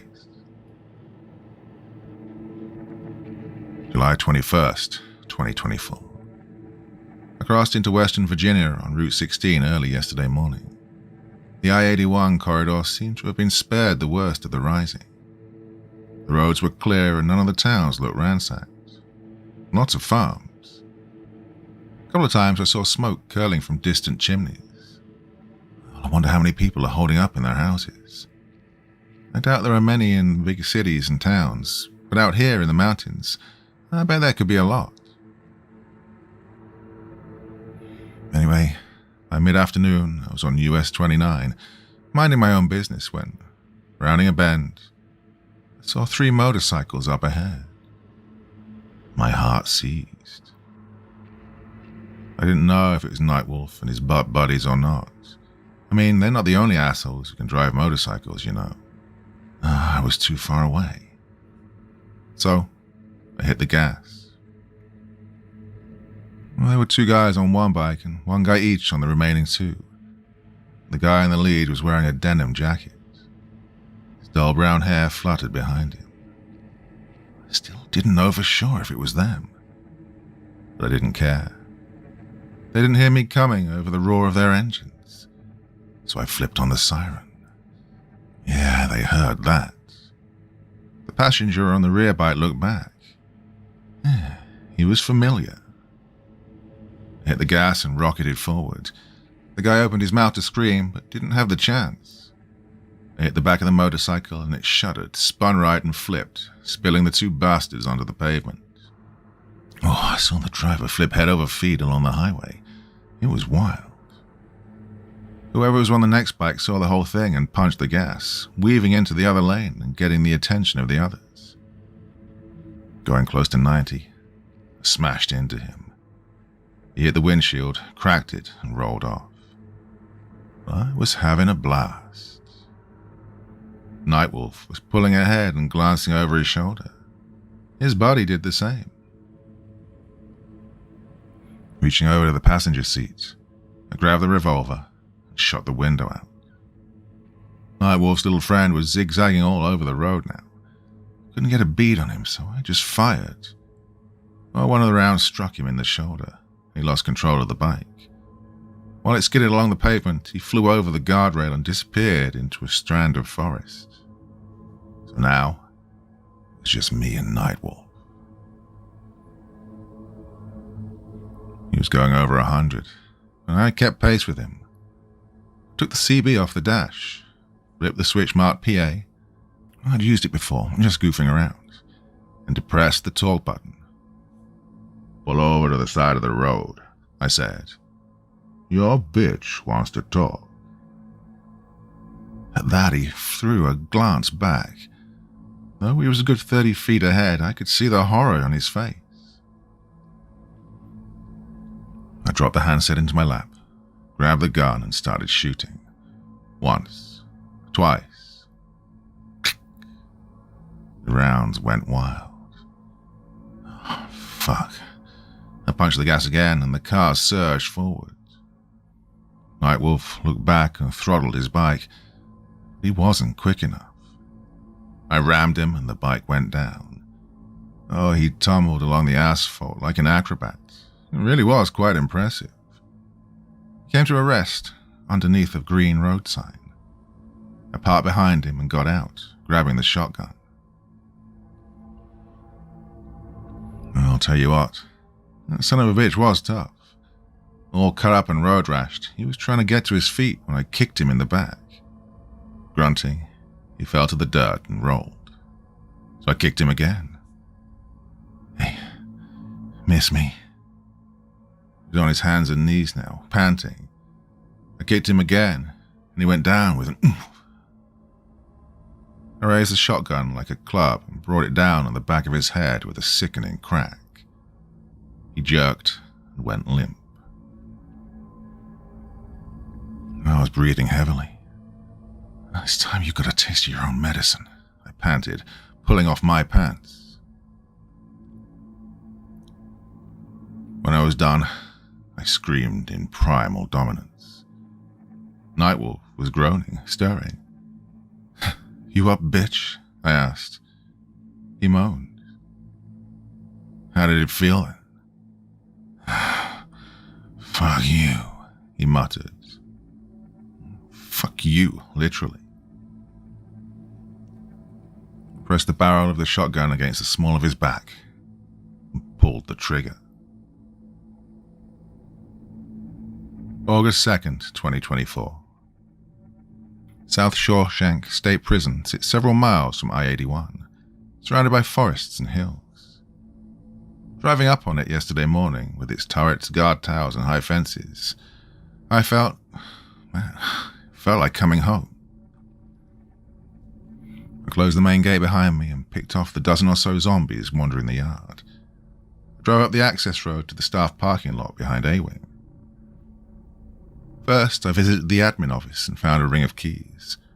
Though most of the doors in SS were electronic, they still had some old locks as backup. Next, I went back to my old block. There were zombies in 3 of the cells. One was Jimmy Muro, who was a friend of mine. Well, I shot them all and dragged them over to A block, along with Quincy and Billy Sutherland. After that, I went to the cafeteria and stocked up on canned food. Now, I'm sitting in my old cell, looking out of the window at the main gate. There are buses parked near the gym. Might use one to block the gate so no one can come in. I kind of wish the others were alive so we could have someone to always be in one of the guard towers. Oh well, don't mind being alone. Really, I'm not actually alone. No. Nightwolf's zombified head is here. His eyes are no longer empty. They're filled with hate. Somewhere in that dead head brain of his, he remembers. He remembers me, remembers what I did to him. Can he feel himself rotting?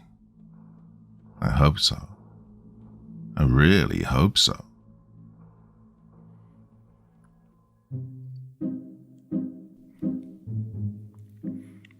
So yeah, that's another one of those that I started ages ago, and then some more was added to the story, and I never got around to finishing it. So, yay me, I've finally done it.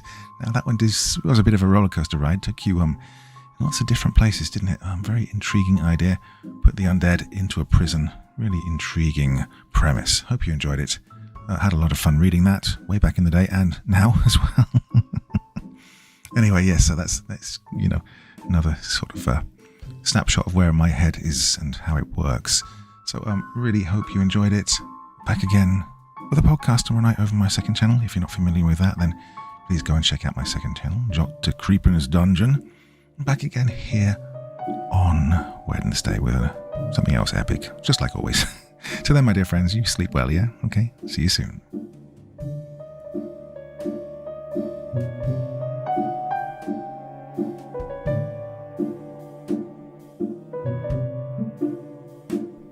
Thank you so much for taking the time to listen to this story today. Really means a lot to me and to the author of the story, of course.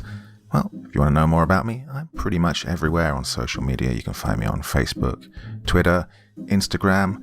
You can download my music on SoundCloud. I've got a Patreon if you feel like. Throw me $1 or $2. Very much appreciated. And of course, on Reddit, I have a place where you can leave stories if you want me to read one that you've written. Well, hoping to see you all again very soon. Till then, sweet dreams. Bye-bye.